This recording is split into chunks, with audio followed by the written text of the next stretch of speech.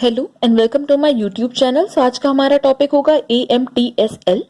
तो इसकी full form होती है active management of third stage of labour.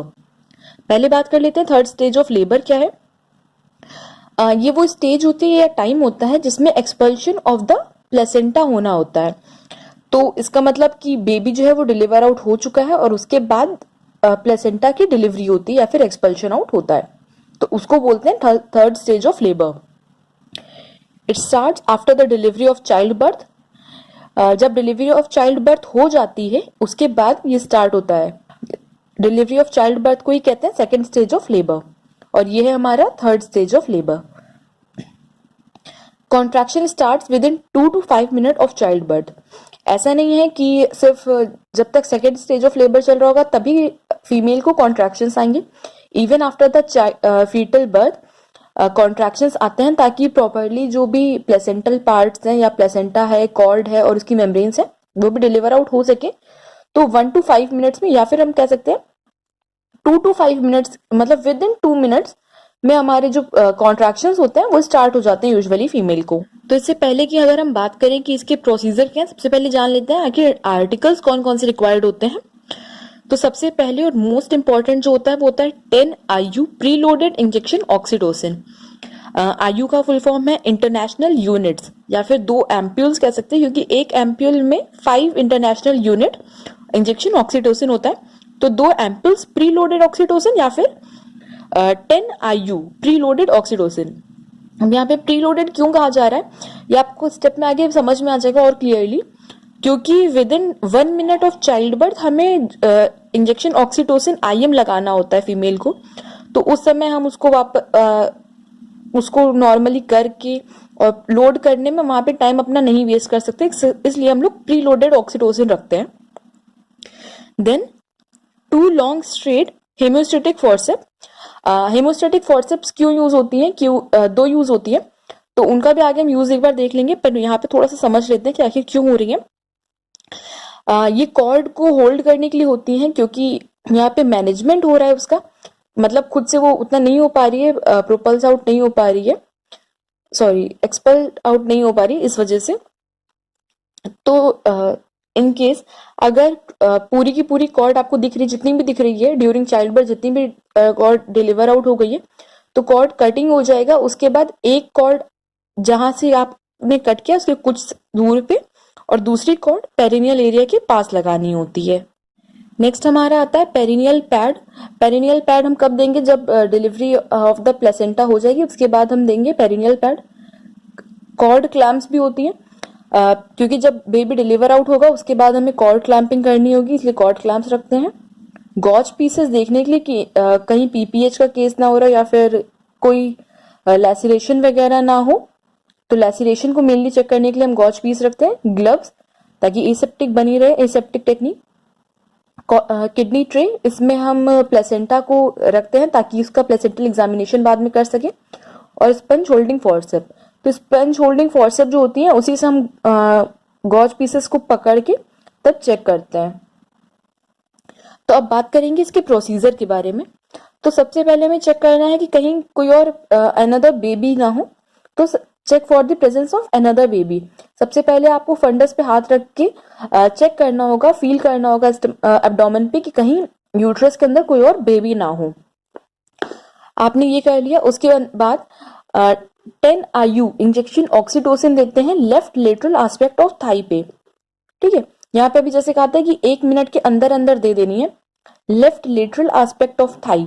ठीक है, जो लेफ्ट थाई होगी उसके लेटरल एस्पेक्ट पे हम लोग 10 IU ऑक्सीटोसिन देते हैं, ये IM लगती है। उसके बाद cord the clamp with 2 haemostatic forcep. अभी जैसे हमने बताया था कि जो कॉर्ड होगी उसको हमें 2 जगह से होल्ड करना है, तो एक तो बिल्कुल पेरिनियल एरिया के पास से, यहाँ पे है ये बना हुआ लिखा हुआ है कि एक पेरिनियल एरिया के पास से और एक उसके थोड़ा 5 to 10 सेंटीमीटर दूर से रखते हैं।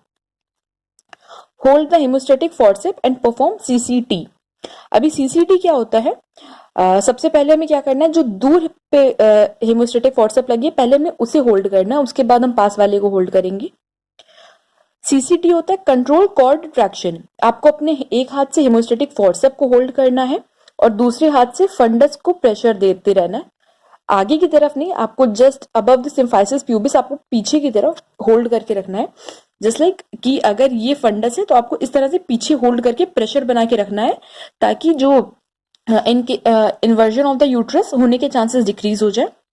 दूसरा यहाँ पे आता है सबसे जरूरी चीज कि ट्रैक्शन या फिर हमें हेमियोस्टेटिक फोर्सेप पकड़नी कैसे है। तो यहाँ पे हेमियोस्टेटिक फोर्सेप तो नहीं है, but I have tried something कि नॉर्मली जैसे इसको फिंगर से यहाँ से होल्ड करा जाता है नॉर्मली किसी भी सीजर्स को, तो उसमें ये नहीं करना है हमें, उसे लॉक कर देंगे और उसके बाद इस तरह से दो फिंगर की हेल्प से उसको हम पकड़ के तब हमें उसको टू एंड फ्रो मोशन में खींचना है। ठीक है, आई होप आपको ये समझ में आया होगा। हमें उसको टू फिंगर की हेल्प से इस तरह से पकड़ना है, इस तरह से, और उसके बाद आगे और पीछे करके खींचना है। उसके बाद होता क्या है, कंट्रोल द यूट्रस। जैसे अभी बताया कि एक हाथ से just above the symphysis pubis हम रख के उसको पीछे की तरफ पुश करते रहेंगे ताकि इन्वर्जन ऑफ द यूट्रस ना हो जाए। इन्वर्जन ऑफ द यूट्रस वो होता है जिसमें यूट्रस जो प्लेसेंटा होता है उसके साथ ही बाहर की तरफ खिंच जाता है। ठीक है, वो ना हो, और ट्रैक्शन मतलब कि खींचना है अपनी तरफ कॉर्ड को। ये याद रखना है कि जब भी हम कॉर्ड को अपनी तरफ ट्रैक्शन दे रहे हैं तो उस वक्त मदर को कॉन्ट्रैक्शंस आने चाहिए। ऐसा नहीं कि कॉन्ट्रैक्शंस नहीं आ रहे लेकिन स्टिल हम उसको खींचते जा रहे हैं। तो इस टाइप से अगर हम करेंगे तो प्लेसेंटल जो होगे प्लेसेंटा रिटेन हो सकता है, या फिर इन्वर्जन ऑफ द प्लेसेंटा भी हो सकता है, sorry inversion of the uterus भी हो सकता है। उसके बाद separation of the placenta is seen by gush of blood. अभी जब हम इस तरह से एक कॉर्ड को एक मतलब जब खींच रहे होंगे एक हेमोस्टेटिक फोर्सेप की हेल्प से, तो हमें पता कैसे चलेगा कि सेपरेशन ऑफ द प्लेसेंटा हो चुका है। तो उसका साइन, दो बिगेस्ट साइन होते हैं। एक होता है गश ऑफ ब्लड देखने को मिलेगा, फ्रेश ब्लड देखने को मिलता है। गश मतलब अचानक से फ्रेश ब्लड आता है। और दूसरा क्या होता है, लेंथनिंग ऑफ द कॉर्ड। अभी तक कॉर्ड जैसे आप खींच रहे थे हल्की सी, तो अब आप देखोगे कि वो कॉर्ड और लंबी खींच रही है। तो जब एक कॉर्ड आप आगे वाले जो वो होता है हेमियोस्टेटिक फोर्सेप, आप जब उससे और ना हो पाए तो जो पास में पेरिनियल फोर्सेप मतलब पेरिनियल साइड में जो फोर्सेप थी, अब आप उसको पकड़ लोगे इस टाइप से दो फिंगर की हेल्प से, ऐसे पकड़ के उसको टू एंड फ्रो मोशन में खींचना है। यहाँ पे लिखा हुआ है टू एंड फ्रो मूवमेंट में। ये वही पॉइंट है कि याद रखना है कि जब कॉन्ट्रैक्शंस आए तभी हमें ट्रैक्शन देना होगा, उसके अलावा जबरदस्ती पुश या पुल नहीं करना होता है। देन आफ्टर आता है कि when the placenta become visible. अब एक समय आएगा कि जब पूरा का पूरा जो कॉर्ड है वो बाहर आ गई होगी और प्लेसेंटा का साइड जो होता है वो हल्का सा विजिबल हो जाएगा। जब प्लेसेंटा जहां पे अटैच्ड होगी कॉर्ड से वो साइड आपका विजिबल हो जाएगा, तो आपको क्या करना है, एक हाथ से अब वहां से फीमेल की यूट्रस से आप हाथ को हटाना है, पीछे करना है, और एक हाथ से प्लेसेंटा को सपोर्ट करना है। लाइक इस तरह से आपने प्लेसेंटा को सपोर्ट करा और दूसरे हाथ से आप प्लेसेंटा को होल्ड करके उसको इस तरह से रोटेटरी मोशन में टू टू थ्री टाइम आप उसको रोटेट करोगे, ताकि जो भी फाइन मेम्ब्रेन है प्लेसेंटा की जो अटैच्ड है यूट्रस से वो सेपरेट हो जाए। उसके बाद आपने 2 to 3 रोटेटरी मोशंस देने के बाद क्या किया, उसको स्लोली उसको बाहर अपनी तरफ खींच लिया। उसके बाद देखना है कि कहीं प्लेसेंटा का कोई पार्ट मिसिंग ना हो। जैसे कि रिटेन्ड प्लेसेंटा के चांसेस आपको दिखने कि कहीं कोई मेम्ब्रेन या फिर प्लेसेंटल पार्ट अंदर ही ना रह गया हो। उसके बाद प्रोवाइड यूट्राइन मसाज। अभी क्योंकि यूट्राइन मसाज इसलिए किया जाता है ताकि यूट्रस जो है वो अच्छे से कॉन्ट्रैक्ट हो सके और पीपीएच वगैरह के चांसेस जो है वो डिक्रीज हो जाए, या फिर इनकेस अगर कुछ एक आध मेम्ब्रेन्स रह गई हैं तो वो भी एक्सपेल आउट हो जाएगी।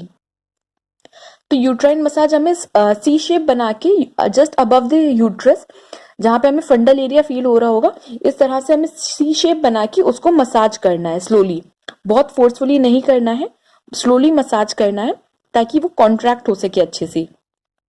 उसके बाद प्रोवाइड 5 IU यानी कि 1 एम्प्यूल, ठीक है, 1 ampoule of oxytocin IM slowly, ठीक है, बहुत धीमे IM देना है और 5 IU देना है।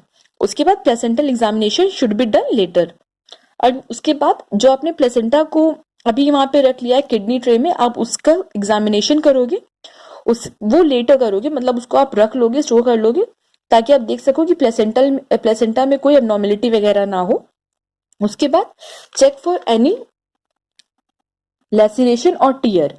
अब लेसिरेशन और टीयर देखने आप कैसे देखोगे, जो स्पंज होल्डिंग फॉर्सेप होती है उसमें आगे गॉज लोगी। याद रखना है कॉटन नहीं लेना है, क्योंकि कॉटन अगर आप सिर्फ लोगे तो वो ब्लड के साथ हो सकता है कहीं पे स्टिक होके आगे जो है और ज्यादा इन्फेक्शन के चांसेस बढ़ा दे। इसलिए लेसिरेशन के लिए हमें गॉज को लेना है और उसको पहले एक सीधे लाइन में लगाना है और उसके बाद इस तरह से। तो इससे पता चल जाएगा कि कहीं पे लेसिरेशन वगैरह नहीं है या फिर टीयर नहीं है। उसके बाद provide perineal pad and observe for amount of blood loss. Perineal pad दे देना है उसको, फीमेल को, और देखना है कि कितना ब्लड लॉस हो रहा है। ब्लड लॉस हम इसलिए देखेंगे ताकि पता चल सके कि पीपीएच वगैरह ना हो फीमेल को, तो इस वजह से। उसके बाद जो हमारा एक पॉइंट था कि प्लेसेंटल एग्जामिनेशन, उसके बाद हमें प्लेसेंटल एग्जामिनेशन करना होता है। तो मेन हम लोग देख लेते हैं कि प्लेसेंटल कलर क्या है, उसकी डायामीटर क्या है, कॉर्ड की लेंथ कितनी है,